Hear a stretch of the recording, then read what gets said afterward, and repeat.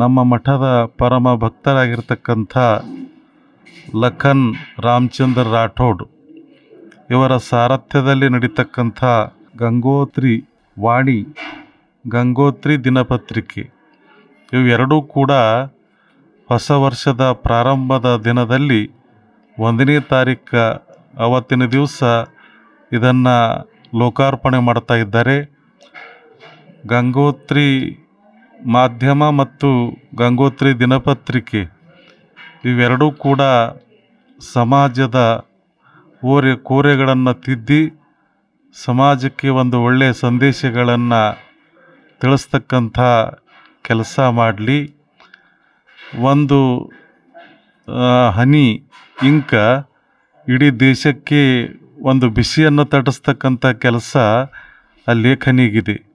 ಅದೇ ರೀತಿಯಾಗಿ ಮಾಧ್ಯಮಗಳಲ್ಲಿ ಕೂಡ ಒಂದು ಸುದ್ದಿ, ನಾವು ಒಳ್ಳೆಯ ಸುದ್ದಿಯನ್ನು ಅತ್ಯಂತ ವಿಚಾರ ಮಾಡಿ ಆ ಒಳ್ಳೆಯ ಸುದ್ದಿಗಳನ್ನು ನಾವು ಹರಡಿದ್ರೆ ನಮ್ಮ ಭಾವಿ ಯುವಕರಿಗೆ ಅದೊಂದು ದಾರಿದೀಪ, ಮಾರ್ಗದರ್ಶನ ಆಗ್ತದೆ. ಇತ್ತೀಚಿನ ಮಾಧ್ಯಮಗಳಲ್ಲಿ ನಾವು ನೋಡ್ತೀವಿ, ಆದರ್ಶತೆ ಮಾದರಿ ಅಂತಕ್ಕಂಥದ್ದು ತೋರಿಸ್ತಕ್ಕಂಥದ್ದು ಭಾಳ ಕಮ್ಮಿನೇ.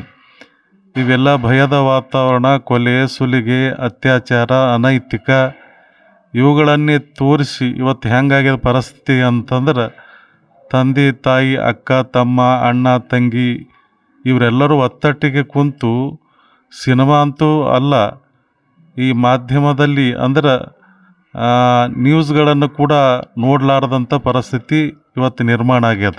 ಅಂತಿಂಥ ಕೆಟ್ಟ ಅಶ್ಲೀಲ ವಿಚಾರಗಳನ್ನು ಬಹಳಷ್ಟು ಮಾಧ್ಯಮಗಳು ತೋರಿಸ್ತಾ ಇದ್ದಾವೆ. ಎಲ್ಲವನ್ನೂ ಕೂಡ ಹಾಗೇನಿಲ್ಲ, ಆದರೆ ಕೆಲವೊಂದು ಆ ರೀತಿಯಾಗಿ ಮಾಡ್ತಾ ಇದ್ದಾವೆ. ಇದರಿಂದ ಸಮಾಜದ ಮುಂದಿನ ಭಾವಿ ಉತ್ತರಾಧಿಕಾರಿಗಳಾದಂಥ ನಮ್ಮ ಮಕ್ಕಳು, ಇವತ್ತಿನ ಯುವಕರು ನಾಳಿನ ನಾಗರಿಕ ಎನ್ನುವ ಹಾಗೆ ಅವರ ಬದುಕನ್ನು ಕುಗ್ಗಿಸ್ತಕ್ಕಂಥ ಒಂದು ವಿಚಾರ ಅವ್ರ ತಲೆಯಾಗಿ ಬರ್ತದೆ. ಹೀಗಾಗಿ ಗಂಗೋತ್ರಿ ವಾಣಿ ಮತ್ತು ಗಂಗೋತ್ರಿ TV ಇದೇನದಲ್ಲ, ನಮ್ಮ ಲಖನ್ ಅವರು ಪ್ರಾರಂಭ ಮಾಡ್ತಾ ಇದ್ದಾರೆ. ಅವರು ಗುರು ಪರಂಪರೆಯಲ್ಲಿ ಬೆಳೆದಂಥ ಒಬ್ಬ ವ್ಯಕ್ತಿ.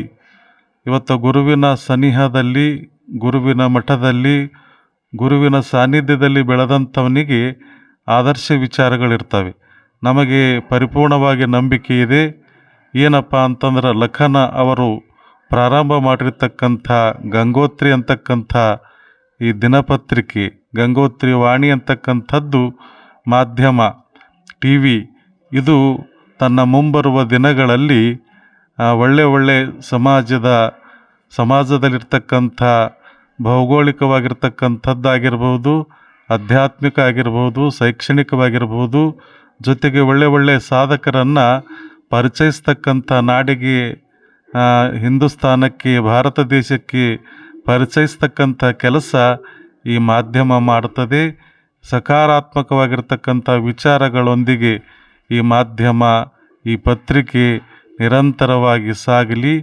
ಆ ಒಂದು ಪತ್ರಿಕೆಗೆ, ಗಂಗೋತ್ರಿ ಮಾಧ್ಯಮಕ್ಕೆ ತಮ್ಮೆಲ್ಲರ ನಾಡಿನ, ವಿಶೇಷವಾಗಿ ಕಲ್ಯಾಣ ಕರ್ನಾಟಕದ ಎಲ್ಲ ಅನುಭಾವಿಗಳ, ಎಲ್ಲ ನಮ್ಮವರ ಕಲ್ಯಾಣ ಕರ್ನಾಟಕದ ಜನತೆಯ ಆಶೀರ್ವಾದ, ಶುಭ ಹಾರೈಕೆ, ಪ್ರೋತ್ಸಾಹ ನಿರಂತರವಾಗಿ ಈ ದಿನಪತ್ರಿಕೆ ಮೇಲೆ ಇರಲಿ ಅಂತಕ್ಕಂಥ ಒಂದು ಪ್ರಾರ್ಥನೆಯನ್ನು ಎನ್ನ ಆರಾಧ್ಯ ದೈವನಾಗಿರ್ತಕ್ಕಂಥ ಶ್ರೀ ಗುರು ಸಿದ್ಧಲಿಂಗೇಶ್ವರರಲ್ಲಿ ಮಾಡುತ್ತಾ, ಅವರ ಪಾದದಲ್ಲಿ ಪ್ರಾರ್ಥನೆಯನ್ನು ಮಾಡುತ್ತಾ ನಮ್ಮ ವಿಚಾರಗಳಿಗೆ ವಿರಾಮವನ್ನು ಕೊಡ್ತಾ ಇದ್ದೀವಿ.